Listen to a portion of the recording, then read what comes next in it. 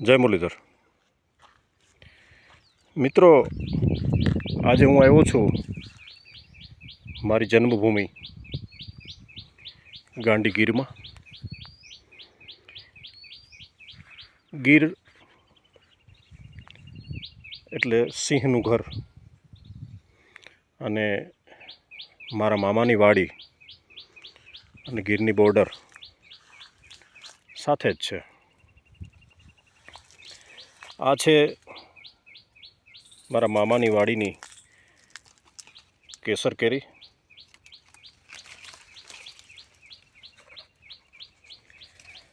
ઝાડ પર પાકેલી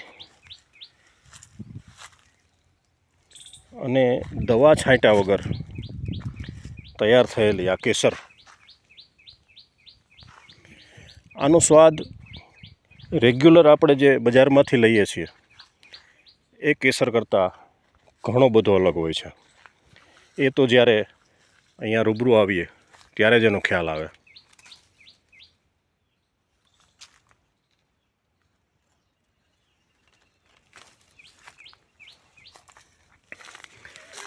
અહીં પક્ષીઓ પણ કેસર ખાય છે અને ફેંકી દે છે. ખાધા પછી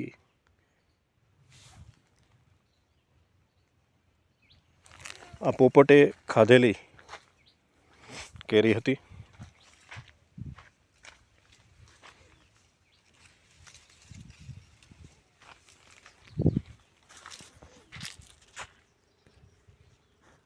બે માં જેટલો સ્નેહ જ્યાં પ્રાપ્ત થાય એટલે મામા.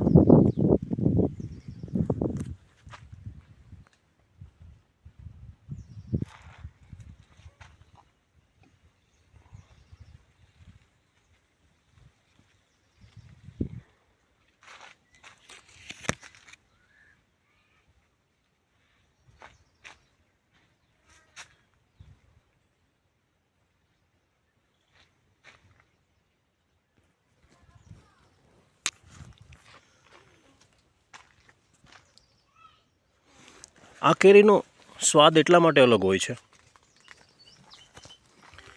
કે આ કેરીમાં કોઈ પણ જાતનું રાસાયણિક ખાતર આમાં નાખવામાં નથી આવ્યું થડ પર, કે કોઈ પણ દવા છાંટવામાં નથી આવી. પક્ષીઓ પોતાને ફાવે એટલી ખાઈને છોડી દે છે, કારણ કે અહીંયા ખૂબ કેરીઓ થાય છે.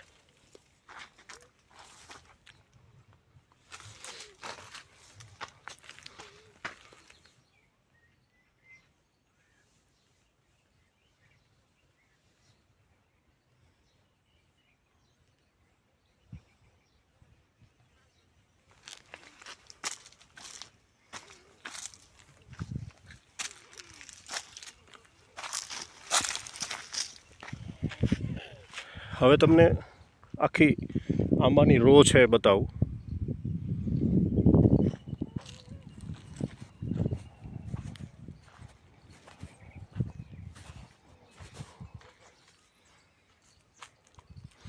આમ તો ઘણા ઝાડ હતા, પણ અત્યારે 10 જેટલા આંબા અહીંયા છે. બાકીના થોડા આંબા ગયા વર્ષે અતિશય પવનને કારણે પડી ગયેલા.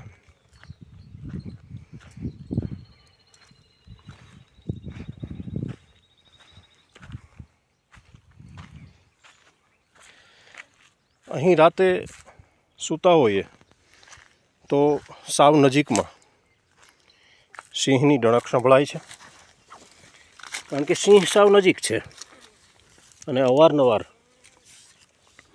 મામાની વાડીએ પાણી પીવા પણ આવે છે.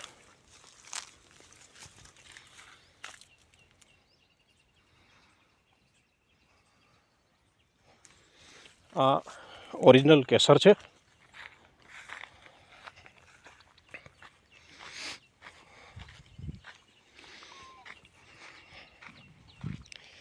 હાફૂસ કેરી એ રસ માટે બેસ્ટ કેરી છે, પણ સ્વાદની સરખામણી કરીએ તો કેસર જેવો સ્વાદ હાફૂસમાં નથી હોતો.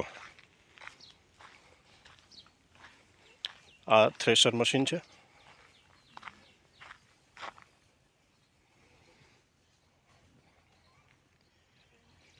પાંચેક ભેંસું અહીંયા બાંધી છે, બાકી પાંચેક ભેંસું પાછળના બીજા એરિયામાં બાંધેલી છે.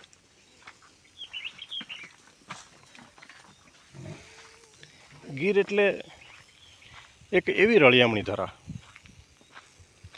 કે જ્યાંથી પાછું જવાનું મન ન થાય.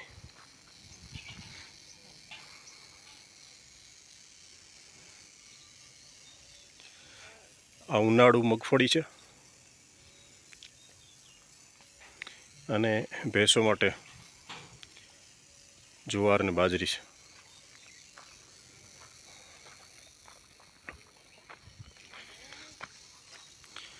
આ ગુંદો છે, જો કે આમાં હવે ગુંદા તો પાકી ગયા છે.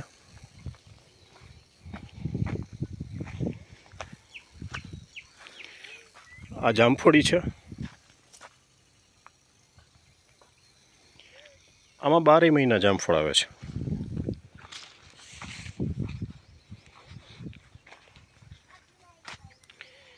પછી આ પોપૈયા છે.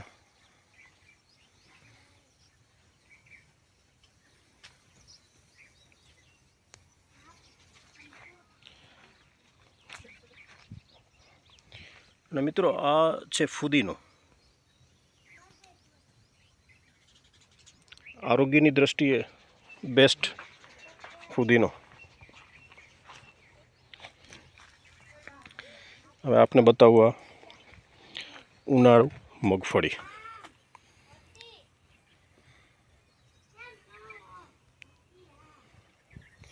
ઉપરવાસ ડેમ હોવાને કારણે પુષ્કળ પાણીને લીધે અહીંયા સિઝનના 3 પાક લઈ શકાય છે. જામુલીધર, મહાદેવર.